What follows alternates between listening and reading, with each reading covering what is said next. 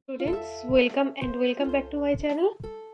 তো এর আগের পার্টে আমরা অ্যানথেম ফর ডোমড ইউথ পার্ট 1 পড়েছিলাম। আজকে পার্ট 2 করছি।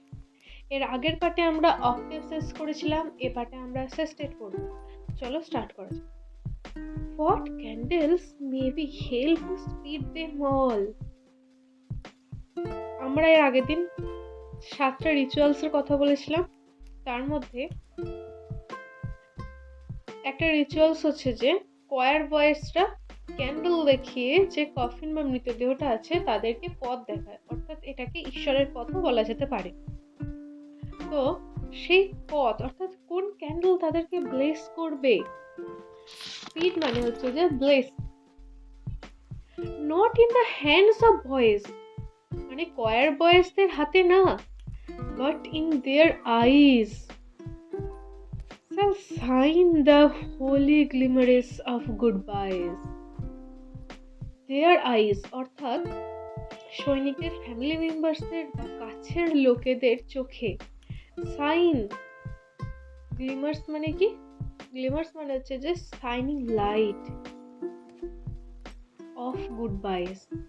তারা যখন তাদের কাছের লোক অর্থাৎ সেই সৈনিকদের বিদায় জানাবে, তখন তাদের চোখের জল এলে সেই চোখের জলটা যে চিকচিক করে বা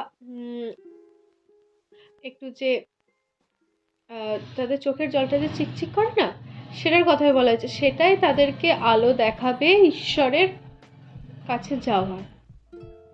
The color of girls' brows shall be their pearl. Color কথার অর্থ হচ্ছে যে paleness of the girls' browns. Browns মানে কি? আমরা এখানে কি বলবো? ব্রাউজ মানে আমরা বলবো যে তাদের কপাল বা ভাগ্য। তাদের কপাল অর্থাৎ কেউ যখন কোনো দুঃখ পায় তখন তাদের মুখ পেল হয়ে যায়।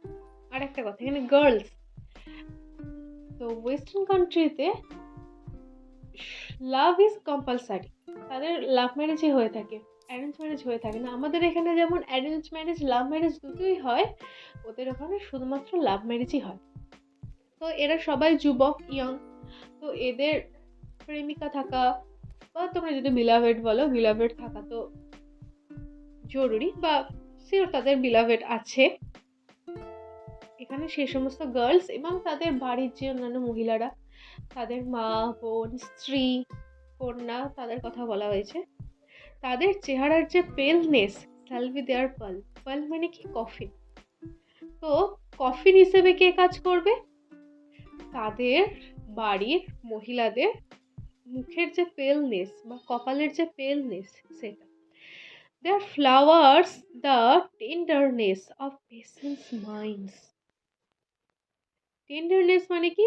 জেন্টলনেস অ্যান্ড কাইন্ডনেস। ফ্লাওয়ার্স, এবারে তারপরে রুলস কি? তারপরে রুলস হচ্ছে যে কফিনের ওপরে ফ্লাওয়ার দেয়া।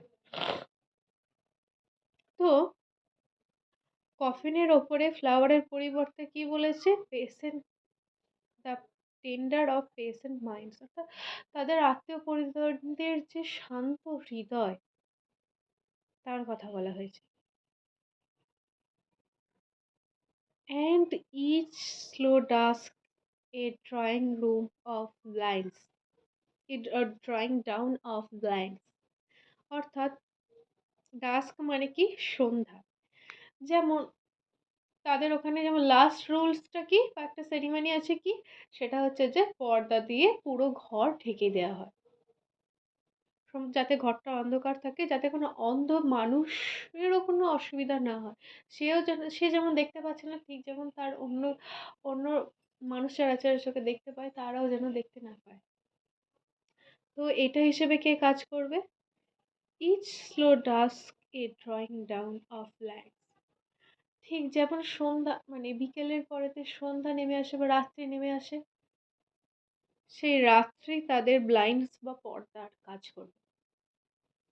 কংগ্রাচুলেশনস, আমরা এই সনেটটা শেষ করে ফেলেছি।